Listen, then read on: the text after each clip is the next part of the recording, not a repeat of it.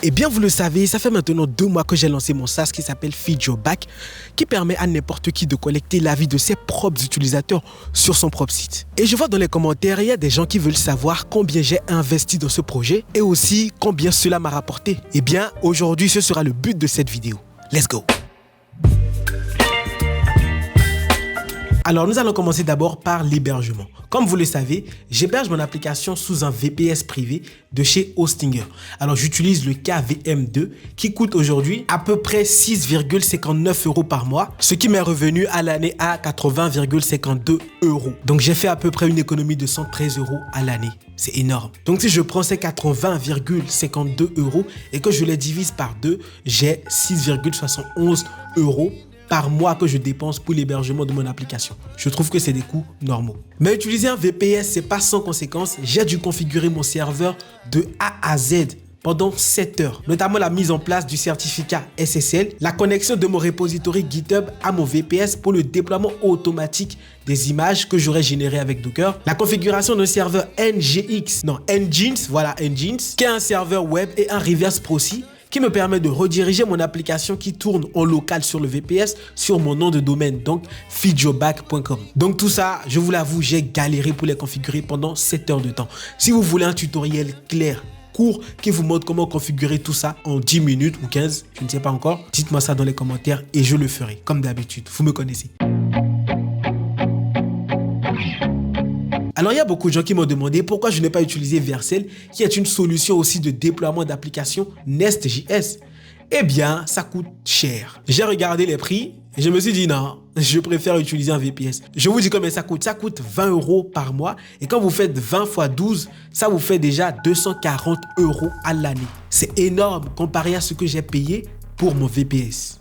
Et donc, grâce au VPS, j'ai fait une économie de 159,48 €. C'est cool. Et ce qui est bien avec Vercel, c'est que tout est déjà configuré. Vous n'avez pas grand chose à faire pour déployer votre application. En tout cas, pas comme moi sur mon VPS où j'ai perdu près de 7 heures de temps pour la configuration. Alors, il n'y a pas que l'aspect prix qui m'a motivé à prendre le VPS. Je n'ai pas utilisé Vercel principalement pour la raison des ressources allouées à la version payante de 20 € de Vercel. Pourquoi? Parce que si vous dépassez cette limite-là, au lieu que Vercel arrête votre site, en gros, je vais prendre un exemple simple.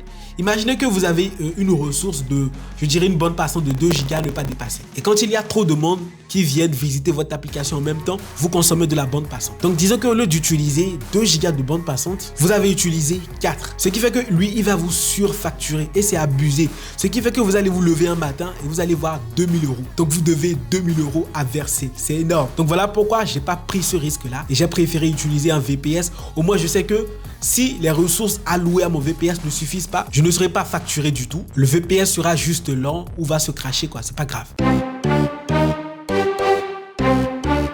Maintenant, parlons du nom de domaine. Ça m'a coûté 14,99 €.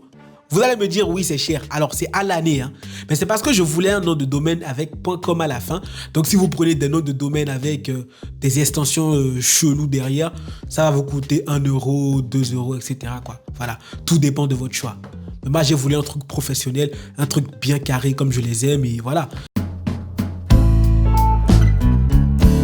Maintenant, parlons de la base de données. Comme vous le savez, j'héberge ma base de données chez Supabase, qui est une solution open source et qui a une version gratuite qui coûte 0 €. Mais ça, c'est si vous respectez les 500 MB d'espace disque ou de la capacité de stockage, comme vous voulez, quand vous allouez. Et donc, ma base de données sera bientôt pleine et je vais devoir passer de 0 € à 25 € par mois. Maintenant, parlons des analytiques. J'utilise Google Analytics qui me permet d'avoir le nombre de vues, le nombre de personnes qui sont venues sur mon site, le nombre de personnes qui ont cliqué sur tel bouton, etc.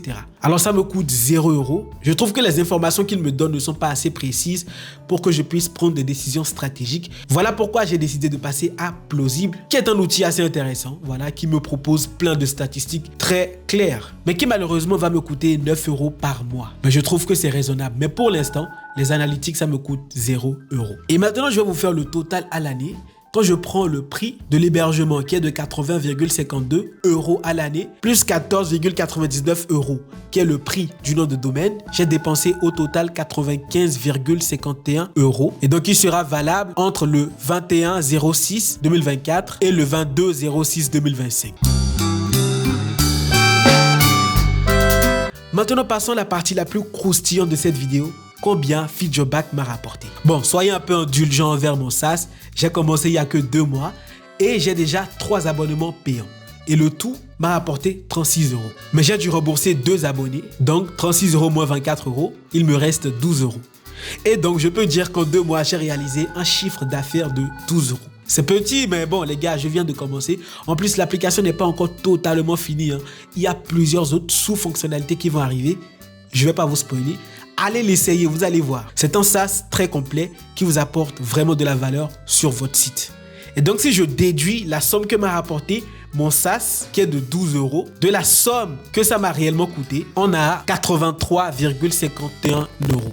Ça veut dire que je suis en déficit de 83,51 €. Plus précisément, mon SaaS me doit 83 €. C'est pas énorme pour l'instant. Je trouve que c'est un coût raisonnable. Sachant que je ne me suis même pas encore mis à 100% sur le marketing. J'ai pas fait de Google Ads, j'ai pas fait de YouTube Ads, j'ai pas fait de Facebook Ads, etc. J'ai même pas encore mis assez en avant cette application et aussi il reste quelques fonctionnalités à développer, mais vous allez voir, une fois que toutes les fonctionnalités seront développées, je vais me mettre en full marketing et vous allez voir, je vous promets que cette application va exploser dans le bon sens, hein. Et bien c'était Faiz, merci d'avoir regardé cette vidéo et on se dit ciao.